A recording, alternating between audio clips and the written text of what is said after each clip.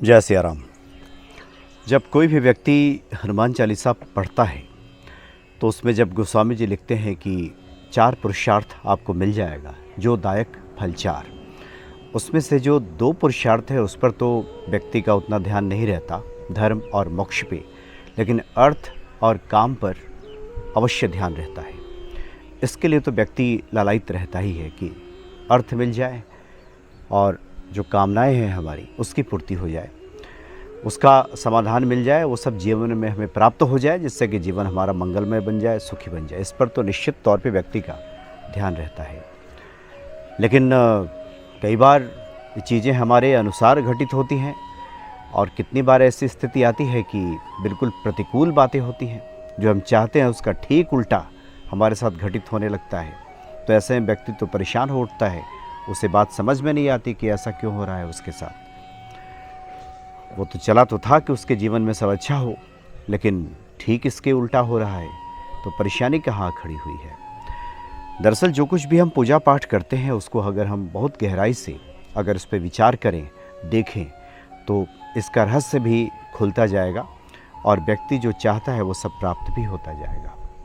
आपने देखा होगा कि ये बताया जाता है कि जब भी कभी आप ईश्वर के दरबार में जाएं, मंदिर जाएं या गुरु से मिलने जाएं, प्रियजनों से मिलने जाएं, तो खाली हाथ नहीं जाना चाहिए, कुछ लेकर के जाना चाहिए। इसलिए भगवान कृष्ण कहते हैं कि पत्रम पुष्पम फूलम फलम तोयम यो मे भक्त्या प्रक्षति। मेरा जो भक्त है पत्ता फूल पुष्प कुछ भी अगर हमें अर्पित करता है मैं उसे ग्रहण कर लेता हूँ। अर्पण की बात की गई है कि जो अर्पित करता है। जब हम मंदिर भी जाते हैं तो पुष्प ले लेते हैं, जल ले लेते हैं, जो कुछ हमारे सामर्थ्य में होता है कुछ ले लेते हैं। छोटे बच्चे तो पूछ भी बैठते हैं कि हम ईश्वर के लिए ये लड्डू ले जा रहे हैं हनुमान जी के लिए, वो तो खाते नहीं हैं, ये खाए क्यों नहीं। पंडित जी लोग भी कई बार कहते हैं कि ईश्वर खाते थोड़े ही हैं, तो कई बार ये तर्क दिया जाता है कि वो ईश्वर तो बस उसकी सुगंध ही लेते हैं या फिर भाव के भूखे हैं। ये हमारा भाव है कि आप ही का दिया हुआ आप ही को हम अर्पित कर रहे हैं, ये भाव है हमारा, इस तरह से समझाया जाता है। लेकिन इसके पीछे रहस्य जो होता है प्रकृति का, वो ये होता है कि जो कुछ भी हम प्रकृति में कर्म करते हैं वही हमें कई गुना प्राप्त हो जाता है। यहाँ अर्पण की बात की गई है। जब हम ईश्वर से भी मिलने जाएं, क्योंकि ईश्वर सबसे प्रिय, सर्वसमर्थ, उनको किसी चीज़ की कमी नहीं है, फिर भी उनसे हम मिलने जा रहे हैं तो उन्हें प्रदान कर रहे हैं। पहले क्या है, पहले दे रहे हैं उनको अर्पण कर रहे हैं, अर्पित कर रहे हैं। भले ही भाव यह है कि सब आप ही का है, लेकिन फिर भी हमसे दिलाया जा रहा है, कराया जा रहा है। क्यों? इसलिए क्योंकि वही लौट करके फिर हमारे पास आने वाला है। और सर्वसमर्थ ईश्वर, जिनको किसी चीज़ की कमी नहीं है, वो सबको देने वाले हैं, सब प्रदाता हैं। उनको भी कहा जा रहा है कि आप पहले दीजिए, आप कुछ भी भेंट करें, पहले फूल फल कुछ भी भेंट करें, खाली हाथ न जाएं। इसके पीछे गहरा रहस्य यही है कि व्यक्ति अर्पण करना सीखे। जब व्यक्ति अर्पण करेगा अपने व्यवहार से, अपने क्रिया के माध्यम से, वस्तुओं के माध्यम से और अपने भावों के माध्यम से, जो कुछ भी अर्पण करेगा वही लौट करके उसके पास आएगा। तो ये तो क्रिया की बातें हो गई कि हम किसी से मिलने जाते हैं तो कुछ वस्तु लेकर के जाते हैं, फल मिष्ठान लेकर के जाते हैं, खाली हाथ नहीं जाते। भाव यही रहता है कि चूँकि प्रकृति का स्वभाव है ऐसा ही सृष्टि करती है कि हम जो देते हैं वो प्राप्त करते हैं, कई गुना प्राप्त कर लेते हैं।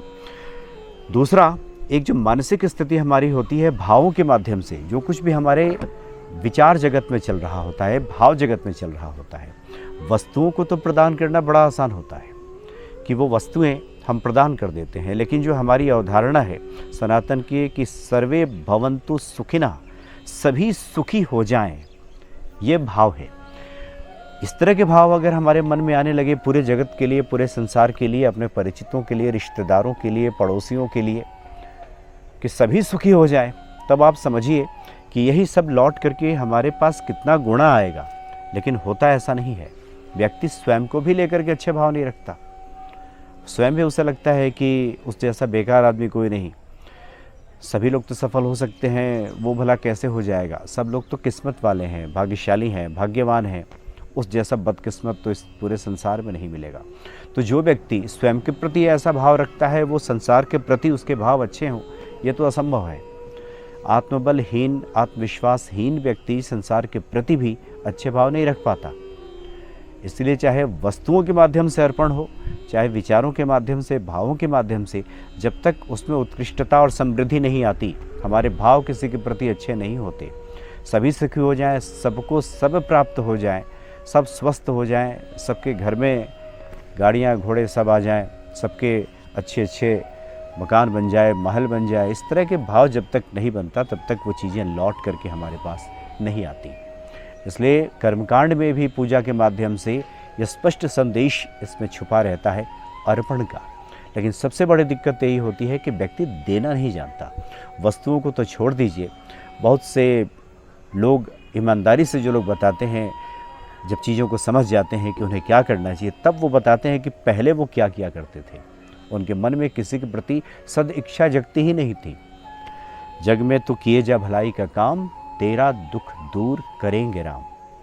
इस तरह के भाव आते ही नहीं थे कि जग में भलाई किया जाए, जग में लोगों के लिए अच्छी कामना की जाए, लोगों के लिए अच्छे विचार रखे जाएं, और वही लौट करके हमारे पास आता है। तो समझिए ज़रा कि इतने सर्वसमर्थ ईश्वर को लिए भी हम जब देने जाते हैं तो बाकी लोग तो उस ईश्वर के सामने कहीं कुछ नहीं है, तो उन्हें तो देना ही चाहिए।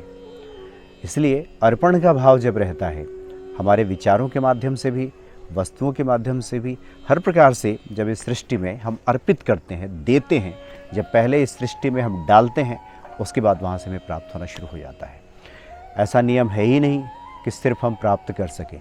जब तक बीज डालेंगे नहीं तब तक पौधा उगेगा नहीं, और पौधा उगेगा नहीं तब तक उसमें बालियाँ लगेंगी नहीं। एक बीज जब तक हम डालेंगे नहीं तब तक 1000 बीज हमारे पास आएंगे नहीं। और जो लोग इस सृष्टि के इस रहस्य को समझ जाते हैं, उनके पास 1000 गुना बढ़कर आता है।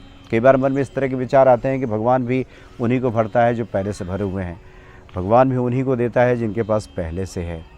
ये आमतौर पर विचार उठ जाता है कि ये ईश्वर की कैसी लीला है, ईश्वर का एक कैसा न्याय है, इनको तो आवश्यक था ही नहीं, इनके पास तो पहले से ही बहुत ज़्यादा था, अब देखिए इनके पास ऐसा ही फिर आ रहा है। तो दरअसल वो जो लोग होते हैं इन सृष्टि के नियमों को समझ रहे होते हैं। इसलिए आम कहावत ये कहा जाता है हमारे यहाँ की, घोड़ों को नहीं मिलती घास और गधे खा रहे हैं च्यवनप्राश।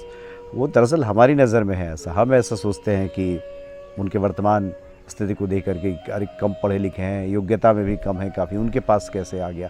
लेकिन सृष्टि के इस रहस्य को जो देने वाला जो रहस्य है, जो अर्पित करने वाला रहस्य है, भगवान कृष्ण जब कहते हैं कि जो मुझे अर्पित करता है, कुछ भी अर्पित करे, यहाँ अर्पण की बात है। यहाँ वस्तु किस प्रकार की है, कितनी है, मात्रा कितनी है, इसकी बात नहीं हो रही। यहाँ बात हो रही है अर्पण करने की। जो कुछ भी हम अर्पित करते हैं, जो कुछ भी हमारे पास से जो निकलता है, जो इस सृष्टि में जाता है किसी भी माध्यम से, वो सब हमारे पास लौट करके कई गुना हमें प्राप्त हो जाता है, हमें मिल जाता है। और ये सृष्टि का बहुत बड़ा रहस्य है। इसलिए सिर्फ ये ना समझें कि जो लोग मंदिर जाते हैं, फूल ले लेते हैं, माला हनुमान जी को पहनाते हैं, उनको भोग लगाते हैं, उनको लड्डू खिलाते हैं, वो तो खाते नहीं हैं, वो सब खा रहे हैं। इसी सृष्टि में सारे कर्म हो रहे हैं और वो सब हमारे पास लौट करके आने वाला है। इसलिए चाहे खुद के प्रति या संसार के प्रति हमारे भाव अच्छे हों, उनके लिए शुभ कामना से भरे हों, हमारे मन में इस तरह की सदिच्छा हो कि उनका भला हो जाए, वो सुखी हो जाएं। सर्वे संतु निरामयः, सर्वे भवन्तु सुखिनः, सर्वे संतु निरामयः, सभी सुखी हो जाएं, सबका कल्याण हो जाए। ये सनातन की परंपरा है। और जो हमारे ऋषि मुनि हैं इस रहस्य को समझते थे कि जो सृष्टि का रहस्य है वो क्या है, और सृष्टि से हम किस प्रकार से प्राप्त कर सकते हैं, जो कि सृष्टि के पास किसी चीज़ की कोई कमी नहीं है, उसके पास किसी चीज़ की कोई कमी नहीं है, भरपूर है वहाँ। ऐसा भी नहीं है कि किसी का काट करके उसके हिस्से का दे देना है, या किसी को दे देंगे तो फिर दूसरे को देने के लिए कम बचेगा। बहुत से लोग, आप मंदिरों में पंडित जी लोगों से बात कीजिए तो कहते हैं कि हनुमान जी को तो सबको देखना है ना, सिर्फ आप ही को कैसे देखेंगे। ऐसा बिल्कुल नहीं है। वो उनके 1000 हाथ है, 1000 आँख हैं, उनके पास सब कुछ है। ऐसा नहीं कि किसी को दे देंगे तो किसी को देने के लिए नहीं बचेगा, ऐसा बिल्कुल नहीं है। सृष्टि के पास भरपूर है। इस रहस्य को जो लोग समझ जाते हैं उनके पास कई गुना इस संसार में लौट करके आता है। जो डालते हैं उस सृष्टि में, इस संसार में, सब उन्हें कई गुना प्राप्त हो जाता है। और परम दयालु जो हनुमान जी हैं उस व्यक्ति की तो झोली भर देते हैं। जय सिया राम।